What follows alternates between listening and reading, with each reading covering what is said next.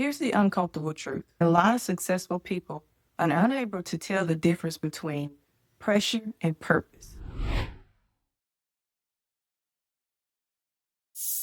The most dangerous kind of burnout is the kind no one notices. The kind where you still show up, you still answer emails, you still meet deadlines, and you still get the promotion. You still look like you have everything together. But privately, you are asking yourself, why am I so tired when I'm doing everything I'm supposed to do? And that question is where we need to start. Because a lot of high performers aren't building success. They are building survival with their better branding. It looks like ambition. It looks like discipline. It looks like I'm just in a busy season. But sometimes what we call ambition is actually our nervous system that has learned how to continue to stay activated to feel safe. You're not always chasing the next goal, but you feel safe. Sometimes you're chasing because slowing down will force you to acknowledge how exhausted you actually are. And nobody talks about that part. The part where you can be grateful for your life and be actually tired of carrying it at the same time. The part where you love what you've built, but you're continuously asking yourself, did I build something that's sustainable over a long period of time? Here's the uncomfortable truth. A lot of successful people are unable to tell the difference between pressure and purpose. When you've spent years being the reliable one, the capable one, the one that everyone depends on, your ability to carry becomes a part of your identity. Trust you because you can deliver. Your boss trusts you. Your family trusts you. Your team trusts you. And somewhere along the way, you started trusting yourself only when you were producing. That's a trap because now rest feels irresponsible. Saying no feels like failure. Not being available makes you feel like you're letting people down. So you push through. You tell yourself, if I could just make it through this week, just finish the project, just make it through this season. The problem is some seasons don't end. Some people have been living in emergency mode for years. Their calendar is full.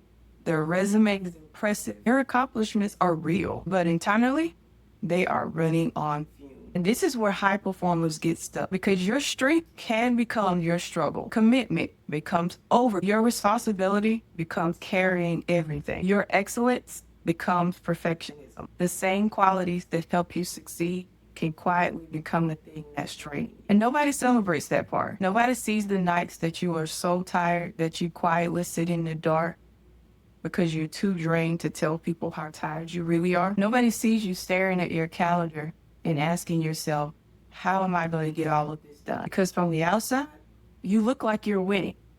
But on the inside, you are negotiating with your own capacity every single day.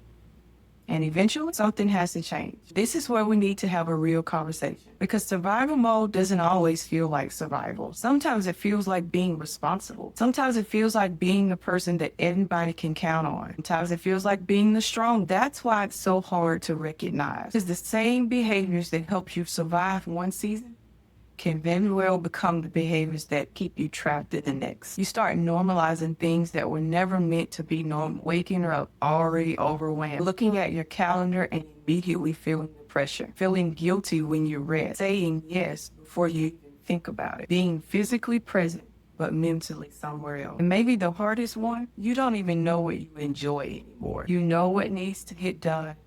You know what people need from you. You know how to solve problems. But when someone asks you, what do you need? You have to stop and think because you spent so much time managing everything around you that you've stopped managing what helps you. I want to tell you something that I had to learn. Your ability to handle a lot does not mean you're meant to carry it all. Those are two different things. A strong person can carry a load, but a wise person knows when that load needs to change because there's a hidden cost to operating way all the time. It's access to yourself, your creativity gets quieter, your patience gets shorter, your joy gets harder to reach. Then something confusing happens. Finally reach that thing that you've been working so hard to achieve. Instead of feeling fulfilled, you feel responsible for maintaining it. Promotion became another expectation. Achievement became another thing for you to. The dream becomes another obligation. Now you're successful, but you're exhausted from being successful. That is the moment where most people have to ask themselves, am I building a life that I actually want to live? I remember realizing that this wasn't just about time management because honestly, I was pretty good about managing time. I could organize, I could plan, I could execute, I could make things happen. The issue wasn't that I couldn't get things done. The issue was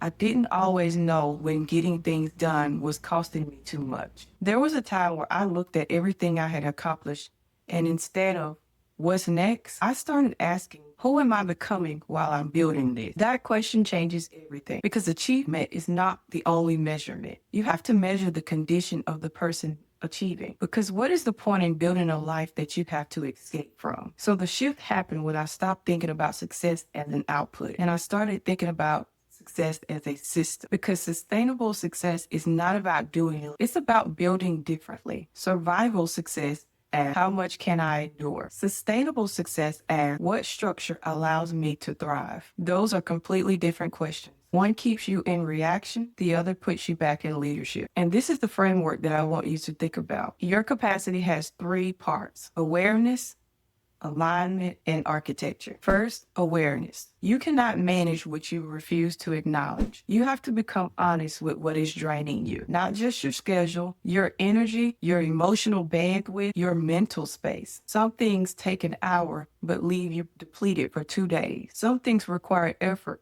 but leave you feeling stronger. You have to know the difference. Second, alignment. Your goals have to match your values, because sometimes we are exhausted because we are chasing things that we never actually chose. We inherited expectations. We adopted a definition of success. We follow timelines that belong to someone else, and then we wonder why the destination feels so empty. Third, architecture. You need systems that protect the person that you are becoming, because motivation is unreliable. Your emotions change, your energy changes, and your life changes. Systems create sustainability when life gets unpredictable. That means creating routines, boundaries, recovery practices, decision-making structures, not because you are incapable, because you are valuable. Your life should not depend on you operating at maximum capacity at all times. Your maximum capacity is not for everyday use. That distinction will help you change how you lead yourself. So here's where I want you to start.